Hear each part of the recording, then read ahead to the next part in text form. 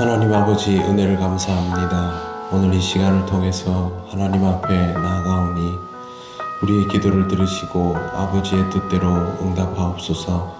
예수님 이름으로 기도드립니다. 아멘. 찬송가 325장 하나님께 찬양 드립니다. 찬송가 325장입니다.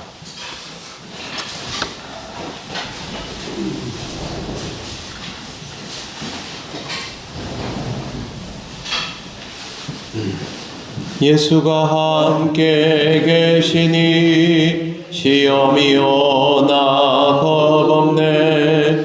기쁨의 근원 되시는 예수를 위해 삽시다. 날마다 주를 섬기며 언제나 주를 기리고 그 사랑 안에 살면서 딴 길로 가지 맙시다. 이 세상 사는 동안에 주 이름 전파하면서 무한한 복락 주시는 예수를 위해 삽시다. 날마다 주를 섬기며 언제나 주를 기리고 그 사랑 안에 살면서 딴 길로 가지 맙시다. 이 세상 친구 없어도 예수는 나의 친구니 불의한 일을 버리고 예수를 위해 삽시다. 날마다 주를 섬기며 언제나 주를 기리고 그 사랑 안에 살면서 딴 길로 가지 맙시다. 주께서 심판하실 때 잘했다 칭찬하리니 이러한 상급 받도록 예수를 위해 삽시다. 날마다 주를 섬기며 언제나 주를 기리고 그 사랑 안에 살면서 딴 길로 가지 맙시다. 아멘. 하나님 말씀 요한계시록 6장 12절에서 17절입니다. 신약 405쪽입니다. 12절부터 17절까지 한 절씩 교독하겠습니다. 내가 보니 여섯째 인을 떼실 때에 큰 지진이 나며 해가 검은 털로 짠 상복같이 검어지고 달은 온통 피같이 되며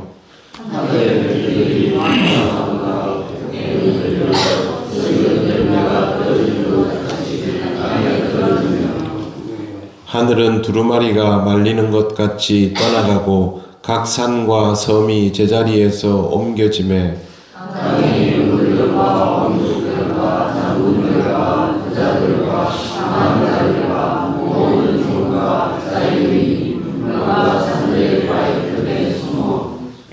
산들과 바위에게 말하되 우리 위에 떨어져 보좌에 앉으신 이의 얼굴에서와 그 어린 양의 진노에서 우리를 가리라. 그들의 진노에 큰 날이 이르렀으니 누가 능히 서리요 하더라. 아멘. 네, 오늘은 여섯째 인을 떼시는 것에 대한 내용입니다. 여섯째 인을 떼실 때에 큰 지진이 나며 해가 검은 털로 짠 상복같이 검어지고 지진이 난다라는 것과 그 다음부터는 천체에 관한 것들입니다. 해가 검어진다라는 것. 그런데 그냥 검어지는 것이 아니라 털로 짠 상복같이 새카맣게 된다라는 뜻이고, 달은 온통 피같이 되며 라는 것은 달이 붉은 빛을 띠게 된다라는 뜻입니다. 해가 검어지고 달이 붉은 빛을 띈다라는 말은 이 고대인들에게는 사실상 세상의 마지막을 상징하는 그런 하늘의 그 징조로 이해되어 있습니다. 그런데 그런 징조로 이해되어 있는 광경을 요한이 직접 접하게 됐을 때 그런 마음이 그대로 들어버리는 것이죠. 아, 이게 마지막의 모습이구나. 그렇게 받아들여지게 되는 것입니다. 그 다음에 13절을 보시면 하늘의 별들이 무화과 나무가 대풍에 흔들려 설익은 열매가 떨어지는 것 같이 땅에 떨어지며, 별들이 그 과실이 태풍에 막 덜 익은 채로 우수수 떨어지는 것처럼 그렇게 별들이 떨어진다는 표현인데, 실제로 별이 땅에 떨어질 수는 없습니다.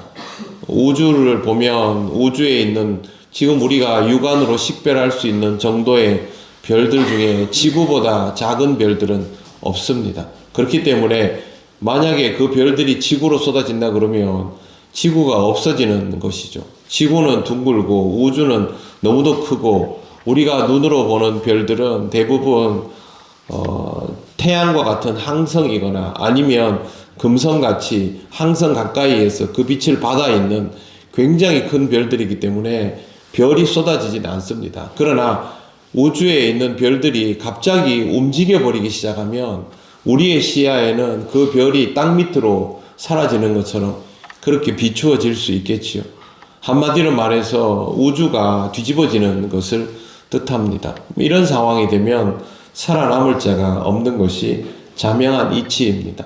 실제로 이렇게 표현합니다. 14절 보시면 하늘은 두루마리가 말리는 것 같이 떠나가고, 육안으로 보는 하늘이 갑자기 움직이면서 우리가 일반적으로 보는 하늘과 다른 형태로 변해지고, 그 다음에 각 산과 섬이 제자리에서 옮겨지며, 이거는 뭐 지진이 일어나도 해일이 일어나도 쓰나미가 일어나도 경험하게 되는 현상입니다.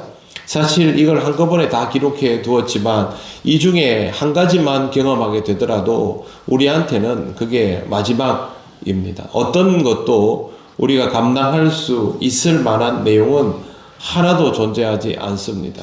지금 지구상에서 일어나고 있는 자연재해만 해도 전혀 감당이 되지 않지 않습니까? 일본에도 지금 화산 조짐 때문에 굉장히 불안해하고 있는데, 저게 만약에 폭발이라도 하게 되면 감당할 수 없는 일들이 벌어지는데, 지금 오늘 우리가 읽은 12절부터 14절까지의 내용은 총체적입니다. 피할 수 있는 영역이 존재하지 않습니다. 이제 15절을 보십시오. 땅의 임금들과 왕족들과 장군들과 부자들과 강한 자들과 모든 종과 자유인이 굴과 산들의 바위 틈에 숨어라고 되어 있습니다. 땅의 임금이라는 말은 대표적으로는 로마 제국을 통치하는 그런 황제를 뜻합니다. 그리고 총독 같은 사람들, 분봉왕 같은 사람들을 뜻합니다. 그 당시에 누구도 범접할 수 없는 존재들이었죠. 왕족들도 마찬가지고요. 장군들은 그 휘하에 있는 장군들을 뜻하고, 부자들은 그 당시에 부유함을 가지고 권세를 누리던 자들, 강한 자들은 그래도 신분상으로 높은 위치에 있어서 다른 사람들을 위압할 수 있는 사람들을 뜻합니다. 이런 사람들은 자기들이 살아가던 그 시대에서 거리낄 것이 없었죠. 권력자들을 보시면 거리낄 것이 없습니다. 어느 시대든 마찬가지입니다. 자신들이 권력을 가지면 자신들이 법인 것처럼, 그렇게 무적인 것처럼 행동합니다. 하지만 하나님께서 자연을 뒤집어 버리시면 그건 다른 이야기이죠. 완전히 다른 차원이 되는 것이죠. 그 다음에 종과 자유인들은 앞에 나오는 권력을 가진 자들과는 다른 사람들이죠. 이 사람들은 우리 같은 일반적인 인물들입니다. 이 사람들이 가장 안전하다고 여기는 굴과 산으로 숨어들어서 16절 보십시오. 산들과 바위에게 말하되 우리 위에 떨어져 보좌에 앉으신 이의 얼굴에서와 그 어린 양의 진노에서 우리를 가리라. 우리를 숨겨주라는 말인데요. 이렇게 되어 있습니다. 보좌에 앉으신 이의 얼굴에서와 그 어린 양의 진노에서 우리를 가리라. 그럼 이게 어떻게 해서 이런 일이 일어났는지를 알게 되었다는 뜻이죠. 그냥 자연재해다가 아니라 하나님의 진노로 이런 일이 일어났다는 것을 알게 되었다는 뜻입니다. 이 사람들은 하나님의 존재에 대해서 신경 안 쓰던 사람들이겠지만 이런 상황이 되면 이게 창조주에 의해서 일어나는 우리가 감당할 수 없는 일이구나 라고 알게 된다는 뜻입니다. 그러면서 하는 말이 자연에 숨어서 자연이 우리를 보호해 줄 것이다. 우리를 보호해 주라. 그렇게 말을 하는데 17절 보십시오. 같이 읽겠습니다. 그들의 진노의 큰 날이 이르렀으니 누가 능히 서리요 하더라. 아멘. 숨겨진다는 겁니까? 안 숨겨진다는 겁니까? 안 된다는 겁니다. 오늘 말씀의 핵심은 숨겨지지 않는다입니다. 하나님의 진노로 인하여 온 세상이 뒤집어지면 그냥 우리가 사는 이 땅만 뒤집어지는 것이 아니라 우주 만물이 완전히 다 뒤집어지면 숨을 수 있는 곳은 없다. 누구도 여기서 피할 수 없다라는 뜻입니다. 그런데 피할 수 있는 사람이 있습니다. 누가 피할 수 있습니까? 그리스도인입니다. 이 성경을 읽는 사람들, 이 성경을 읽고 하나님에 대하여 인식하고 하나님을 믿고 받아들이는 사람들, 그 사람들은 여기에 해당이 되지 않도록 하나님이 인도하신다라는 것입니다. 그러니까 초대교회 사람들이 박해의 상황에서 자기 동료들이 죽어나가는 것을 보면서 우리도 죽을 날이 멀지 않았다라고 생각을 하면서도 요한을 통하여 주신 계시의 말씀을 읽으며 온 세상이 다 뒤집어지겠구나. 그러나 하나님은 우리를 지켜주실 것이다. 그렇게 받아들이는 것이죠. 요한계시록은 세상이 망한다는 이야기만 하는 것이 아닙니다.